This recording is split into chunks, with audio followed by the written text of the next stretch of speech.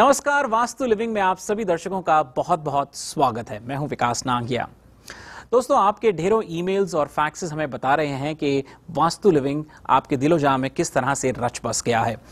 आपके इस प्यार और स्नेह ने हमें एक जिम्मेवारी का एहसास दिलाया है। हम एक नए कारवां पर निकल चले हैं जहां पे हमारा उद्देश्य यही है कि जीवन को किस तरह से खुशहाल, आनंदमय, मंगलमय बनाना है। हर बार की तरह इस बार फिर से हमारे साथ हैं हमारी वास्तु और फंक्शुई एक्सपर्ट पल्लवी छिल्लावड़ा।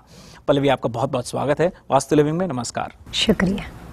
दर्शकों, अपने पिछले अंक में हमने पल्लवी से यूं कहो कि पिछले अंक में हमने पल्लवी से बातचीत शुरू करी थी कि विभिन्न तरह के लॉट्स पर बने स्ट्रक्चर्स के बारे में हमने जानना चाहा था कि ये स्ट्रक्चर्स क्या कुछ संबोधित करते हैं। आइए इस बातचीत को आगे बढ़ाते हैं। पल्लवी, जहां हमारी बातचीत रुकी थी, और यहीं पे दर्शक भी इस बात को देख करके कहीं ना कहीं इस बात को सराहेंगे कि जब कभी हम घरों के आगे से निकल रहे होते हैं कि कुछ बिल्डिंग्स के कमर्शियल हों या रेजिडेंशियल्स हों, आकार ऐसे होते हैं, बड़े आकर्षक लगते हैं, खुद ब खुद हमें अपनी ओर आकर्षित करते हैं। पिछले अंक में हमने बातचीत करी थी कुछ ऐसी बिल्डिंग्स के बारे में जिनका स्ट्रक्चर या तो उनको वाटर स्ट्रक्चर के नाम से उन्हें संबोधित किया जाता है, या फायर स्ट्रक्चर होता है, मेटल स्ट्रक्चर होता है और वुड स्ट्रक्चर। चार अलग अलग कैटेगरीज में आपने उनकी जानकारी दी थी। मैं चाहूँगा इन स्ट्रक्चर्स के बारे में कुछ और विस्तार पूर्वक आप हमें बताएं कि ये बिल्डिंग्स क्या कुछ संबोधित करती हैं, भले ही वो रेजिडेंशियल के नज़र से हो या कमर्शियल के नज़रिए से हो।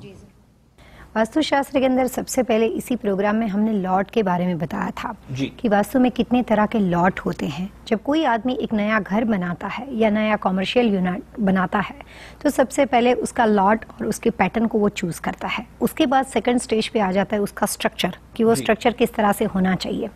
तो जिस तरह से मैथमेटिक्स के अंदर अलग अलग तरह के शेप दिए गए हैं, जैसे राउंड बताया जाता है, ट्रायंगुलर बताया जाता है, स्क्वायर होता है, रेक्टेंगुलर होता है, जिस तरह के डिफरेंट शेप्स के नाम मैथमेटिक्स में दिए गए हैं, उसी तरीके से बिल्डिंग के स्ट्रक्चरल ड्राइंग को डिफरेंट तरह के शेप के नज़रिए से वास्तु के जरिए उस बिल्डिंग के प्रकार डिसाइड किए जाते हैं कि ये वाटर बिल्डिंग है, मेटल बिल्डिंग है, अर्थ बिल्डिंग है कि फायर बिल्डिंग है।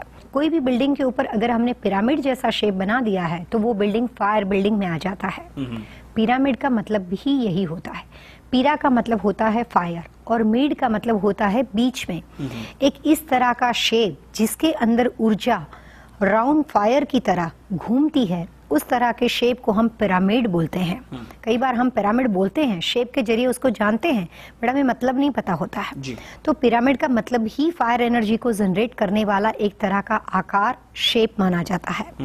अगर मैंने अभी जिस तरह से आपको बताएं, इसके अलावा भी बहुत से ऐसे बिजनेस हैं जो कि फायर के साथ कंसिडर किए जाते हैं।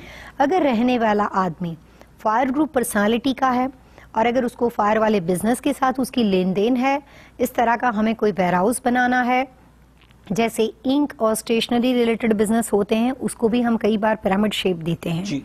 क्योंकि उसकी भी प्रिंटिंग बिजनेस, क्योंकि जिसकी भी किसी भी चीज की तीव्र स्मेल हो, जैसे लीकर की अपनी एक स्मेल होती है, इंक की एक स्मेल होती है, तो ऐसे बिजनेस भी फायर में कंसीडर किए जाते हैं।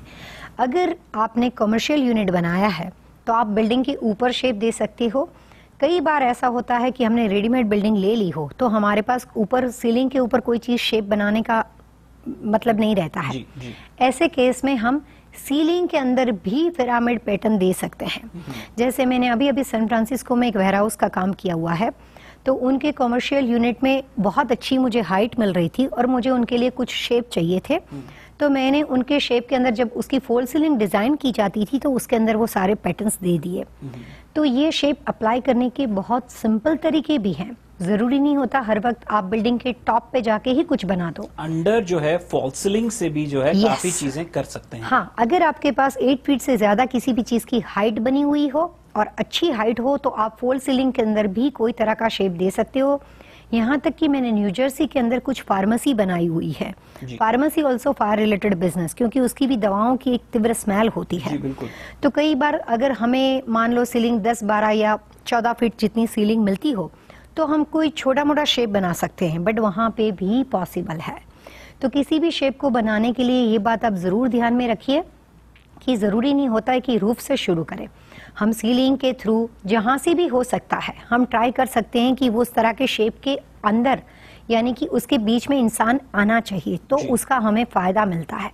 पिरामिड शेप का मतलब ये नहीं होता है कि आप एक छोटा सा पिरामिड ले लो और अपने ऑफिस के टेबल के ऊपर रख दो तो पूरी बिल्डिंग में पिरामिड जनरेट करेगा, ये नहीं होता है। पर पल्लवी, यहाँ पर जो बात नजर आ रही है वो नेचर ऑफ वर्क से आप उसको रिलेट कर रहे हैं, लेकिन अगर ये बात रेजिडेंशियल पर्सपेक्टिव से देखनी हो तो फिर कैसे उसको देखेंगे? जैसे रेजिडेंस के अंदर हमेशा वास्तु में बिल्डिंग के एलिवेशन को बहुत महत्वपूर्ण दिया गया है। अगर बिल्डिंग का एलिवेशन बनाते वक्त अगर बिल्डिंग के ऊपर मुझे पिरामिड शेप, आप यूके और यूएस में देखेंगे तो बहुत सी बिल्डिंगों में आपको पिरामिड शेप तो कॉमन चीज है, आराम से मिल जाएगी। बट उसमें पिरामिड दो तरह से होता है। एक तो होता है कि बिल्डिंग का स्ट्रक्चर बना हुआ है और सिर्फ आगे से फ्रंट एलिवेशन से उन्होंने एक पिरामिड जैसा इस तरह से शेप दे दिया है, ट्रायंगुलर जैसा, बट वो बिल्डिंग के ऊपर नहीं है, सिर्फ एलिवेशन में फ्रंट में है। It's called fire building. But कई बार ऐसा होता है कि लोग घरों के ऊपर पिरामिड बना देते हैं। तो वास्तु के अनुसार कभी भी किसी भी बेडरूम के ऊपर पिरामिड नहीं बनाना चाहिए, क्योंकि बेडरूम जो है वो आराम की जगह है, सोने की जगह है, और पिरामिड जो है वो एनर्जी जनरेट करता है। तो पिरामिड का आइडियल ऑप्शन होता है घर के सेंटर पार्ट में, जिसको वास्तु में ब्रह्मस्थान बोलते हैं, आपके मकान के ब्रह्मस्थान में। और दूसरा बनता है आपका लिविंग रूम या फैमिली रूम।